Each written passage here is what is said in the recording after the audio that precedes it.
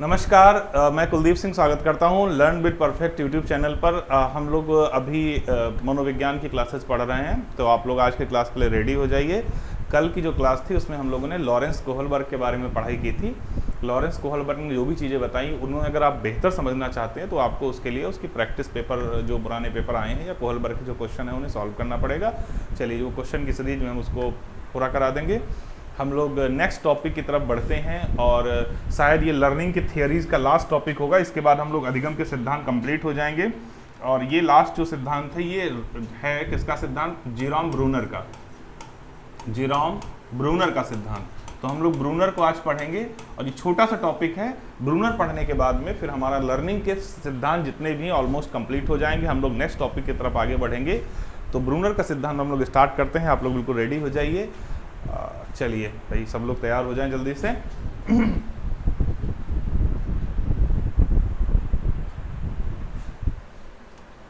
देखिए, यहाँ पर जेरोम ब्रूनर के सिद्धांत के बारे में कुछ चीज़ें मैंने लिखी हैं, समझ लीजिए इसको। ब्रूनर अमेरिकी मनोवैज्ञानिक थे, बेसिकली ये अमेरिका के निवासी थे, ठीक है। ब्रूनर अमेरिकी मनोवैज्ञानिक थे जिन्होंने मानव के संज्ञानात्मक मनोविज्ञान तथा संज्ञानात्मक अधिगम सिद्धांत पर उल्लेखनीय काम किया है। बेसिकली इनके एक तो इन्होंने संज्ञानात्मक मनोविज्ञान के बारे में बात बताई कि अभी तक अगर आप देखें तो अगर हम उनको पढ़ते हैं जीन पियाजे को, तो उन्होंने संज्ञानात्मक विकास की बात कही है।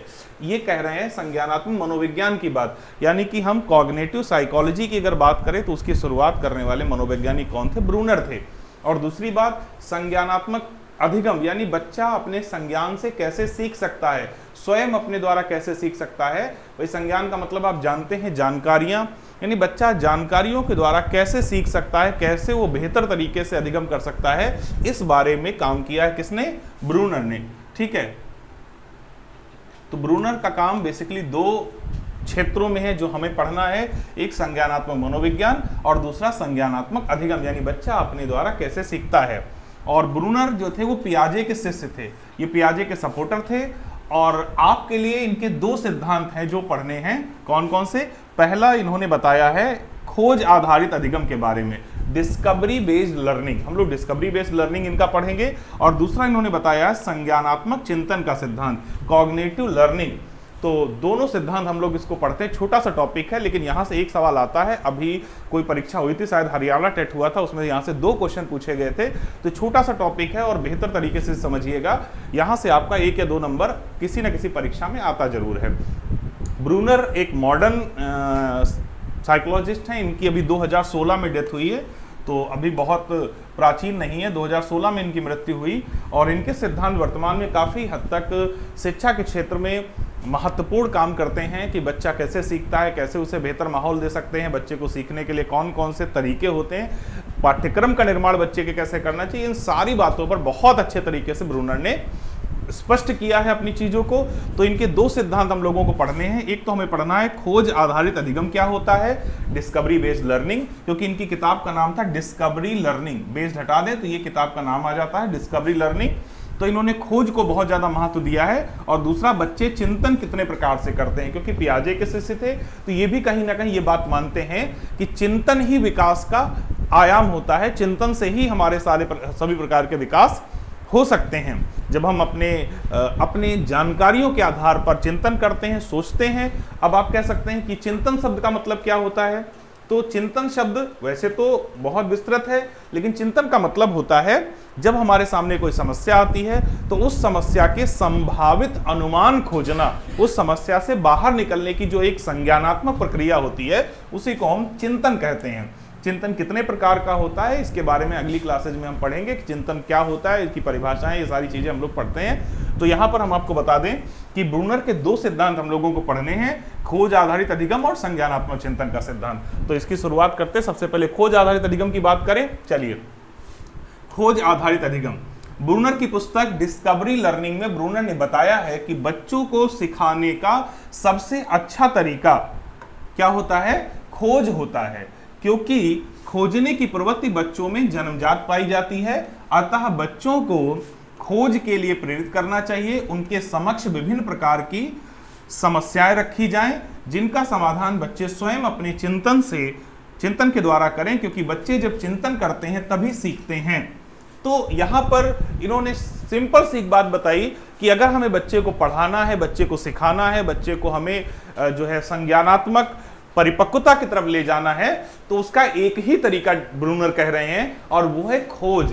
बच्चे के सामने हम समस्याएं रखें, बच्चे के सामने हम डिफरेंट टाइप की समस्याएं रखें, बच्चा उनका समाधान अपने चिंतन से करेगा। एग्जाम्पल के तौर पर कि मान लीजिए बच्चा है हमारा 5 साल का, 8 साल का, और हमने कुछ ऐसे बॉक्स टाइप में बना के रख दिए, एक बॉक्स ये रखा, एक बॉक्स ये रखा, और इन बॉक्स को हमने अलग अलग कलर से रखा कि भाई ये रेड, ये इस कलर का, और ये ग्रीन कलर का हो गया, ये रेड कलर का हो गया।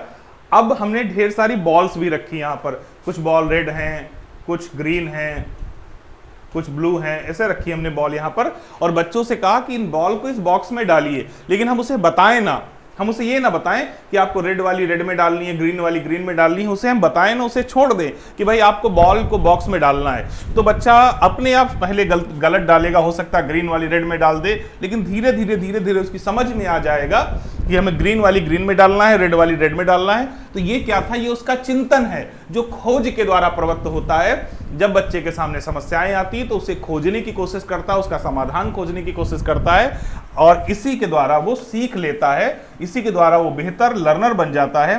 तो जितने भी सिखाने के तरीके हैं ब्रूनर कहते हैं उनमें सबसे अच्छा तरीका है खोज आधारित अधिगम। और अगर आप एनसीएफ 2005 की बात करें तो एनसीएफ 2005 ने भी इस चीज को दोहराया है कि जब बच्चों को खोजने के अवसर दिए जाते हैं, जब बच्चे को खोजने के मौके दिए जाते हैं, तो वो बहुत बेहतर कर लेते हैं। इसलिए हमें बहुत ज्यादा इस चीज पर कोशिश करनी चाहिए कि बच्चे खोजें, बच्चे स्वयं खोजें। तो यहां से क्वेश्चन अगर आपके पास कोई आता है तो आप इसका आंसर करें। दूसरा जो इनका प्रमुख सिद्धांत था, जहां से क्वेश्चन सबसे ज्यादा आते हैं, वो है ब्रूनर का संज्ञानात्मक चिंतन का सिद्धांत, कॉग्निटिव थिंकिंग थियरी। अभी हमने आपको बताया कि ब्रूनर कहते हैं कि बच्चे चिंतन के द्वारा सीख सकते हैं, खोज के द्वारा सीख सकते हैं। और बच्चों में कितने प्रकार का चिंतन पाया जाता है, तो ब्रूनर कहते हैं बच्चों में 3 प्रकार का चिंतन पाया जाता है। 3 ऐसे प्रकार हैं जिसके द्वारा बच्चे सीखते हैं। तो बच्चों में जो चिंतन पाया जाता है वो 3 प्रकार का पाया जाता। अब इन चिंतन को कैसे हम स्पष्ट करेंगे। जो पहला चिंतन है, यहां पर सबसे पहला प्रकार इन्होंने बताया, कहा जन्म से लेकर 18 महीने तक जो बच्चे का चिंतन होता है उसकी अवस्था को इन्होंने नाम दिया सक्रियता की अवस्था, यानी इन एक्टिव स्टेज। इंग्लिश में क्या बोलेंगे, इन एक्टिव स्टेज।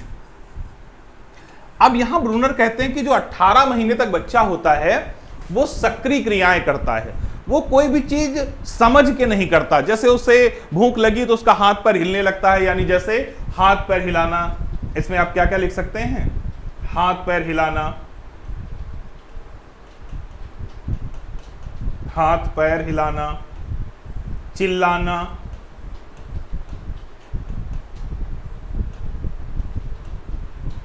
तो अगर बच्चा रोता है, चिल्लाता है, हाथ पैर हिलाता है, तो एक तरीके से वो जो चिंतन कर रहा है उसे व्यक्त कर रहा है। तो सक्रियता की अवस्था में बच्चे अपने चिंतन को कैसे व्यक्त करते हैं, हाथ पैर हिलाकर, चिल्लाकर। और चिंतन से क्या निकल कर आता है, तो पियाजे की क्लास में आप जान चुके हैं कि चिंतन से भाषा का निर्माण होता है। तो बच्चा अगर हाथ पैर हिला रहा है, बच्चा रो रहा है, चिल्ला रहा है, तो ये एक प्रकार की भाषा होती है। ये सवाल भी पूछा गया, रोना क्या है।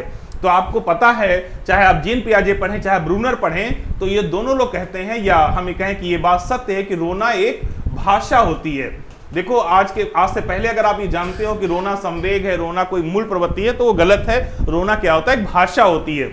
और ये भाषा कहां से आती है, जब बच्चा कोई चिंतन करता है। 18 महीने तक होने वाले चिंतन को व्यक्त करने के तरीके बच्चे के पास यही होते हैं। उसको अगर भूख लगी तो ये नहीं बोल सकता कि मम्मी मुझे भूख लगी, किचन से मुझे खाना ला कर दो, बल्कि वो रोने लगता है, वो हाथ पर हिलाने लगता है, मुंह से कुछ आवाजें निकालने लगता है, जिसे ब्रूनर ने एक नाम दिया है सक्रियता की अवस्था, रिफ्लेक्टिव स्टेज या इनएक्टिव स्टेज। यानी बच्चा रिफ्लेक्ट करता है, बच्चा जो है एक्टिव होता है, और एक्टिवनेस के कारण उसके मुंह से आवाजें निकलने लगती, हाथ पैर हिलने लगते हैं, पैर हिलने लगते हैं। इसे सक्रियता की अवस्था कहते हैं। यानी अगर छोटा बच्चा घर में रोता है, चिल्लाता है, तो एक प्रकार की उसकी भाषा है जिससे वो किसी न किसी समस्या से बाहर आने की कोशिश कर रहा है। अब बच्चा भूख लगी बच्चे को, तो भूख लगने पर क्या होगा, हाथ पर हिलेंगे, चिल्लाएगा, रोएगा, और मम्मी को तुरंत पता चल जाता कि मेरा बच्चा भूखा है। यानी रोना एक प्रकार की भाषा है जो सक्रियता की अवस्था में विकसित होती है।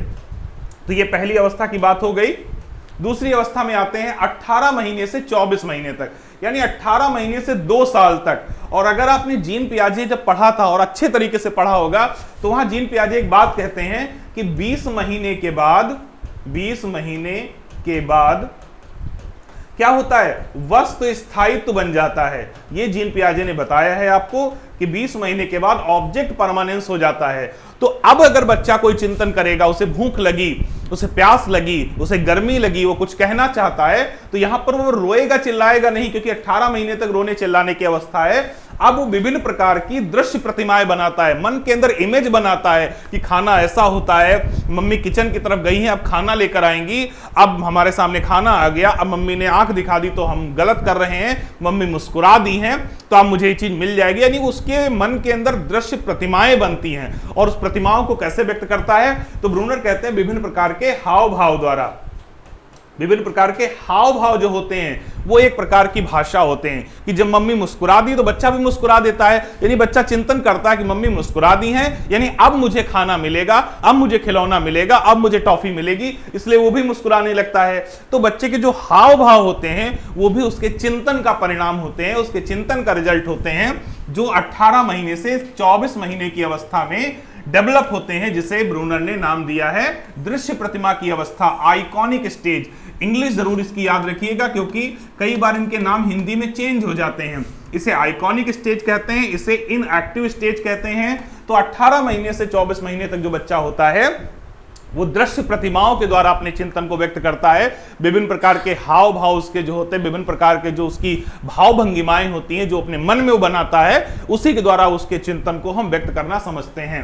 फिर अब अगर हम पियाजे पढ़ते तो पियाजे कहते हैं 24 महीने से 7 वर्ष तक, ये वो अवस्था है। अगर जीन पियाजे की बात करें तो यहां पर बच्चा विभिन्न प्रकार की तैयारियां करता है। इस स्टेज का नाम क्या था जीन पियाजे की अवस्था में, तो आप जानते हैं इसे पूर्व संक्रियात्मक अवस्था कहते हैं। तो जो पूर्व संक्रियात्मक अवस्था थी 24 महीने से 7 वर्ष तक, उसमें अगर आपने जीन पियाजे की क्लास पढ़ी है तो जीन पियाजे ने बताया था कि बच्चा विभिन्न प्रकार के आकार, तुलना, समानता, रंग, बड़ा छोटा, भाषा, ये सारी चीजें विकसित कर लेता है। और जब वो 7 वर्ष का होता है, जब वो 7 साल का हो जाता है, तो अब वो अपनी सारी चीजों को भाषा के द्वारा बताने लगता है, जिसे सांकेतिक अवस्था यानी सिंबॉलिक स्टेज कहते हैं,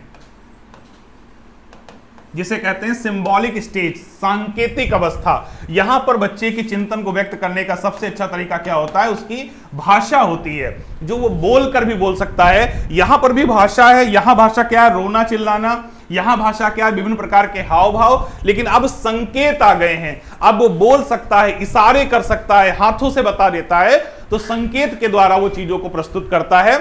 और बीच का जो 24 महीने से 7 वर्ष की अवस्था है, यहां पर बच्चा प्रिपरेशन करता है अपने संज्ञानात्मक विकास की, और इस प्रकार 7 वर्ष के बाद बच्चे अपने किसी भी चिंतन को व्यक्त करने के सक्षम हो जाते हैं। क्योंकि पियाजे ने बताया 7 वर्ष के बाद बच्चे में क्या आ जाता है, तर्क आ जाता है 7 वर्ष के बाद। तो जो लॉजिक आ गया तो सारी समस्याएं, अहम केंद्रित भाषा उसकी समाप्त हो गई। तो आप कह सकते हैं कि अहम केंद्रित भाषा एक तरीके से ये होती है, रोना चिल्लाना, हाथ पैर हिलाना, विभिन्न प्रकार के हाव भाव दिखाना, यही एक तरीके की ईगोसेंट्रिज्म लैंग्वेज है जो 7 वर्ष के बाद समाप्त हो जाती है। और 7 वर्ष के बाद बच्चे में क्या आ जाती है, बोलकर बताने की क्षमता आ जाती है, इशारे करना, संकेत देना, लिखना, ये सारी चीजें बच्चा डेवलप कर लेता है। तो ये था ब्रूनर का सिद्धांत, जो मैंने पहले कहा था छोटा है, लेकिन यहां से कभी कभार एक सवाल बनता है। तो ब्रूनर का सिद्धांत में हमने 2 चीजें पढ़ी कि ब्रूनर ने कहा कि सीखने का जो सबसे अच्छा तरीका होता है वो क्या होता है, डिस्कवरी, खोज। बच्चे को जितनी अधिक हम खोज कराएंगे, जितना अधिक उसे हम खोजने के लिए प्रवृत्त करेंगे, बच्चे के अंदर उतना ज्यादा संज्ञानात्मक विकास होगा। क्योंकि खोजने के लिए चिंतन की आवश्यकता होती है और बच्चे चिंतन करते हैं।